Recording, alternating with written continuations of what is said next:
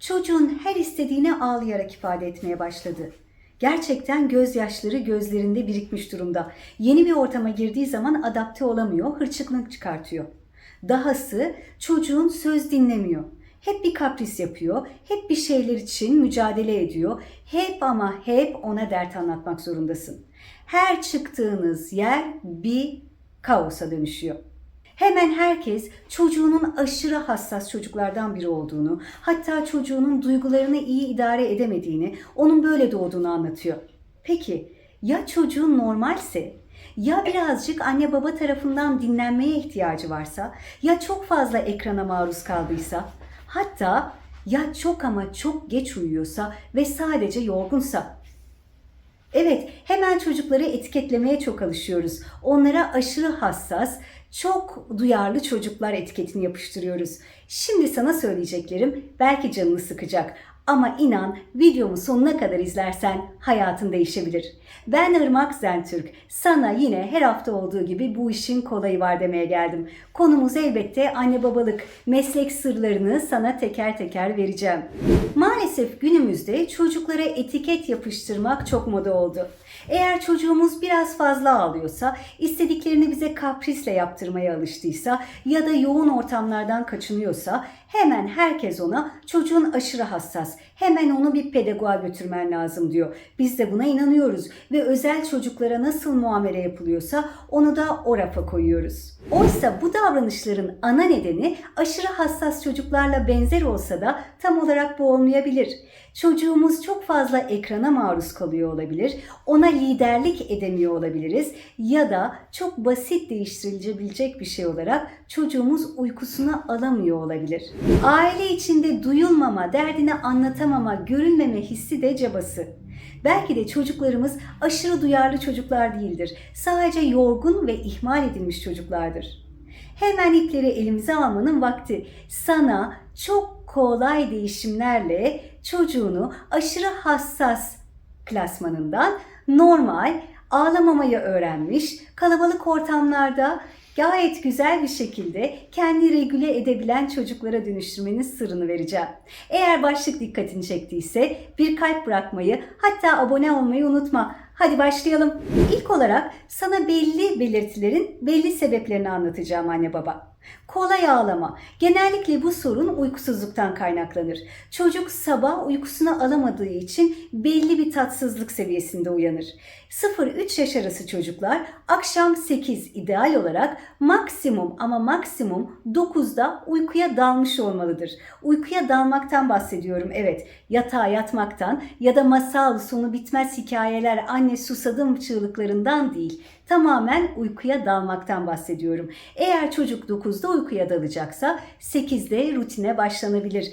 Eğer çocuğumuza 1-2 hikaye okuyacaksak 3. hikayeye geçmiyoruz. İyi geceler öpücüğü veriyoruz. Uyumakta hala zorlanıyorsa onu 8'de değil 7.30'da yatağına alıyoruz. Ama bu işin küçük bir sırrı var. Sakın unutma anne baba. En önemlisi tam olarak tok karnına uyuyamadığımızı biz de biliyoruz ya, çocuğumuza 1,5 saat önce yemeğini yedirmiş olmamız gerekiyor. Bu da eğer yuvaya gidiyorsa anaokuluna, yuvadan döndükten sonra akşam yemeğini servis etmemiz anlamına gelir. Yuvaya gitmiyorsa da aile yemekleri eşimizle bizimle geç olacaksa bizden önce yemek yiyip bizimle masada oturmasını istiyorsak sadece bir yoğurtla bize eşlik etmesi demek oluyor. Uyku düzeniyle ilgili videoma yukarıdan tıklayabilirsin. Çocuklar kalabalıkta huzursuzluk çıkartıyor. Yeni bir ortama girdiğimde, arkadaş buluşmalarında gerçekten çok yoruluyorum dediğini duyar gibiyim anne baba. İşte bunun da sırrı 0-3 yaş arası çocuklara o günkü programımıza anlatmamaktan kaynaklanıyor olabilir. Çünkü biz bir yere giderken maalesef çocuklarımızı tıpkı elimize aldığımız bir çanta gibi taşıma eğiliminde oluyoruz. Hadi bakalım Necla teyzenlere gidiyoruz. Orada ne yapacağız? Ne yiyeceğiz? Kaç saat oturacağız? Günümüz nasıl geçecek? Tam olarak hangi alışveriş merkezinde ne yapmak üzere, ne kadar zaman geçirmeye gidiyoruz? Bunları uzun uzadıya anlatmaktan bahsetmiyorum. Ama bunlarla ilgili çok küçük bir özet geçersek o çocuğa, hatta bir gece önceden yarın bu programımız var, çok eğleneceğiz, bunu yapacağız, beraber olacağız, senin için de uygun değil mi? Bakın çocuğun Çocuktan icazet almaktan bahsetmiyorum. Ona küçük bir bilgilendirme yapmak ve o ortama girdiği zaman ben neredeyim duygusunu yaşatmamaktan bahsediyorum. Hatta bu konuyla ilgili düşüncelerini de sorabiliriz. Gerçekten bundan mutlu olacak mısın? Hayır anne, olmayacağım, canım sıkılacak diyecek belki. Onu dinleyip duyduğumuzu anlayıp evet doğru ama yarın bunu yapmamız gerekiyor. İstersen ondan sonra sana dondurma alabilirim. İstersen ondan sonra 10 dakika 20 dakika parkta vakit geçirebiliriz. Bakın, çocukla işbirliği yapmak aslında çocuğa şantaj yapmaktan ya da ona sonsuz, uçsuz bucaksız ödünler vermekten çok farklı bir şey. İşte burada da liderlik devreye giriyor. Yani biz çocukla bir işbirliği yapıyoruz, onunla günümüzü geçireceğiz, ona belli bilgiler veriyoruz ve bir lider olarak onun duygularını anlayıp, onun duyguları bu konuya onay vermiyorsa da kendi hayatımızdan ödün vermeden onunla ilgili o zaman böyle yaparız. Çıktıktan sonra bunu alırız. İstersen arabada birazcık gezeriz diyerek gün hakkında küçük bir ön çalışma yapıyoruz. İnanın bunu anlatan anne babalar çocuklarıyla çok daha rahat vakit geçiriyorlar ve o an bir kriz ortamından çıkıyor, keyifli bir ana dönüşüyor. Yeni ortamlara girdiğinde korkmak ya da oyuncağı elinden alındığında, dondurması yere düştüğünde büyük tepkiler vermek, çıldırasıya bağırmak, zıplamak, tepinmek. Bunlar 2 yaş sendromunda olabilen şeyler.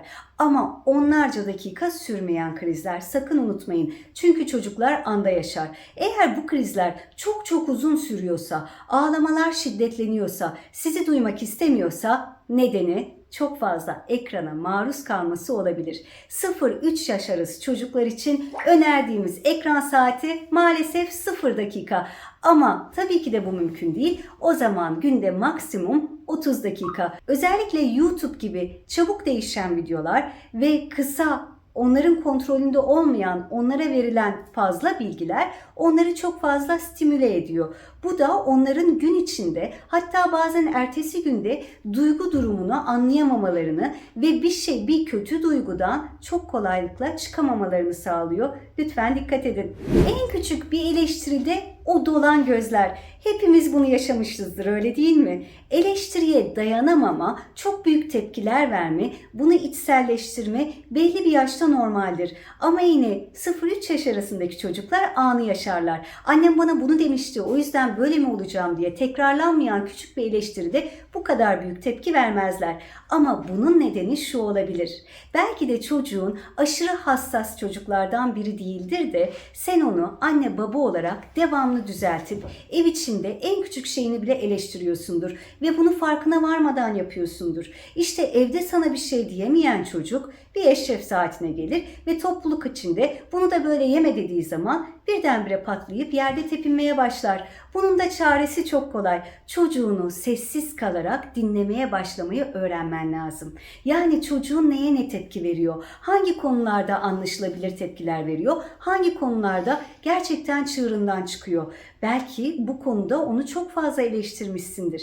İşte bunları kontrol altına aldığın zaman, çocuğunu gözlemlediğin zaman ona yön vermen, en başta çocuğunu tanıman ve doğru iletişim kurman çok önemli. Doğru iletişim videoma da yukarıdan bakabilirsin. Uzun lafın kısası, bunların hiçbiri çocuğunun kişiliği olmayabilir. Belki çocuğun gerçekten uykusuz kaldığı için, enerjisi olmadığı için, evde dinlenmediği için, çok fazla eleştirildiği için ya da gireceği ortamla ilgili ona bir bilgi verilmediği için bu tepkileri veriyor olabilir. Ve bu tepkiler anne babanın liderlik yapamadığı anlarda, yani yeter artık buraya kadar, bundan sonra bunu yapmana izin veremem, burayı terk etmemiz gerekiyor diyemediği anlarda alışkanlığa dönüşür ve işin kötüsü çok uzun süre sonra, uzun süre dediğim çocukların hayatında 1-2 yıl böyle devam edersek kişilikleri haline gelebilir. Eğer bunun bu yolda ilerlemesini istemiyorsan anne baba, dediğim gibi çocuğuna gerçekten liderlik yap. Onun için onu sinirlendirmeyecek yollar aramak yerine uykusuna, onunla iletişimine, ekran saatine ve en önemlisi gideceğin yer hakkında önceden konuşmaya dikkat et. Çünkü anne babalarda bu sözü çok duymaya başladım. Bizim dönemimizde gerçekten böyle değildi diye de şeyleri çok duymaya başladım. Biz 2 saat yol yapamayız çünkü küçüğüm, Arabayla gezemiyor. Biz oraya aslında gelmek istiyoruz ama kesin çocuğun problem çıkaracak. Bu akşam çıkmak isterdim ama evden bizi bırakmayacağını biliyorum. Bir kriz yaşamak istemiyorum. Bunları yaşamak zorunda değiliz. Gerçekten anne baba olarak çocuklarımızla zevkli, keyifli, aşk dolu, mutlu bir hayata yelken açabiliriz. O yüzden sana söylemek istediğim şey anne baba, çocuğunu dinle ama gerçekten dinle. Uyku ve ekran saatlerini düzene koy. Gün içinde onunla yapacağın aktivitelerde gerçekten onayını almaktan bahsetmiyorum ama ona neler yapacağını, nereye gideceğini anlatmayı dene. Onun yerine geçmek yerine onunla işbirliği yap. Onun güvende hissetmesini sağla. Duygular dağ gibi büyümeden önlem al ve bir kriz anında yapman gerekenleri ona söyle. Bak, üzüldüğünü anlıyorum ama devam edersen buradan çıkmak zorundayız. Ve bu lafı bıkmadan, usanmadan her kriz anında tekrarla. Videonun bir özetini geçersek, belki de senin çocuğun aşırı duyarlı, hassas çocuklardan biri değildir. Sadece aşırı yorulmuş, dinlenmemiş çocuklardan biridir. Onları etiketlemeden önce bakmayı, dinlemeyi ve oyunculuk yapmayı deneyelim. Haftaya görüşmek üzere anne baba.